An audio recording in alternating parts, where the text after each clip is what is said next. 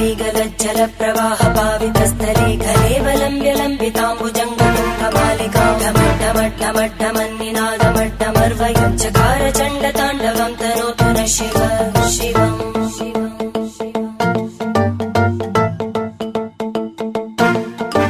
जटाकटाह सम्भ्रम भ्रमन्निलिम्प निर्जरी विलोलवीचि वल्लरी विराजमानमूर्धनि धगद्धगद्धगज्ज्वलल्ललाट पट्टपावके किशोर चन्द्रशेखरे रति प्रदक्षिणम्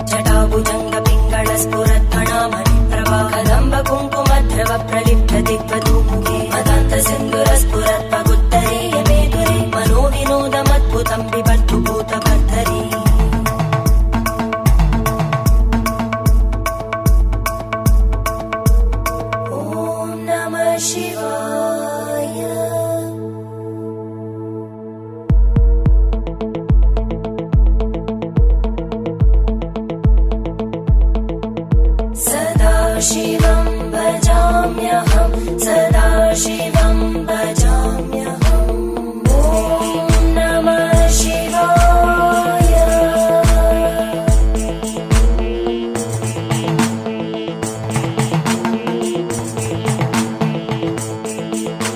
सहस्रलोचन प्रभृत्य शेषलेख शेखर प्रसूलधूलितोरणी विदूसराङ्घ्रिपीठ भुजङ्गराजमालया निबद्ध जाट श्रियै चिराय जायतां चकोर बन्धुशेखर ललाटजज्वरज्वल धनञ्जय स्फुलिङ्गभाविगीत पञ्चसायकं नमन्निलिम्पनायकं सुधामयूखलेखया विराजमान शेखरं महागपालि सम्पदे शिरोजटालमस्तुता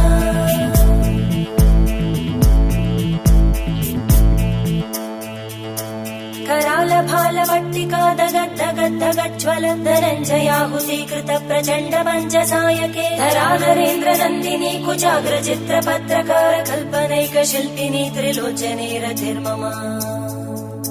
नवीन मेघमण्डली निरुद्ध दुर्धर स्फुरद्भूनिशीतिनी तम प्रबन्धबद्ध कन्दर निलिम्ब निर्झरीधरस्तनोतु कृत्ति सिन्धुर कलानिधान बन्धुर श्रियं जगद्दुरन्दर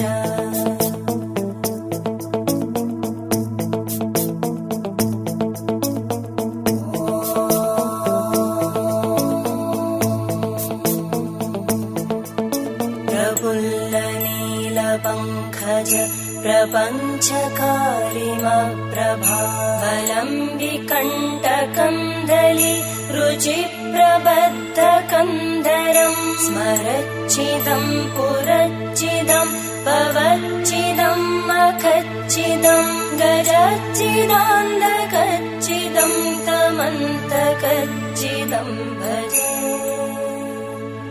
अखर्व सर्वमङ्गला कला कदम्बमञ्जरी रसप्रवाहमाधुरी विजृम्भणा मधुव्रतं स्मरान्तकं पुरान्तकं भवान्तकं मखान्तकं गजान्तकान्तकान्तकं तमन्तकान्तकं भजे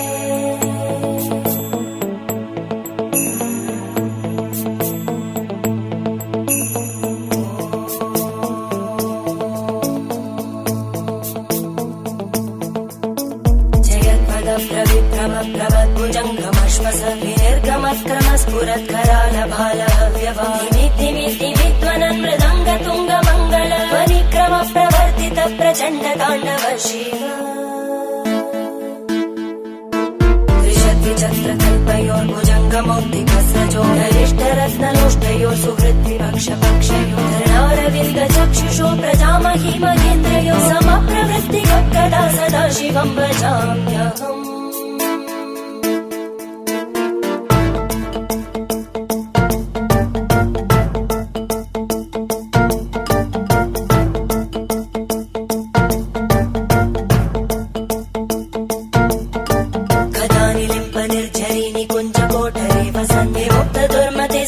शिरस्तमञ्जलिं वहन्ति लोललोललोचनो ललामबालनग्नक शिवेति मन्त्रमुच्चरन् कदा सुखी भवाम्यहम्।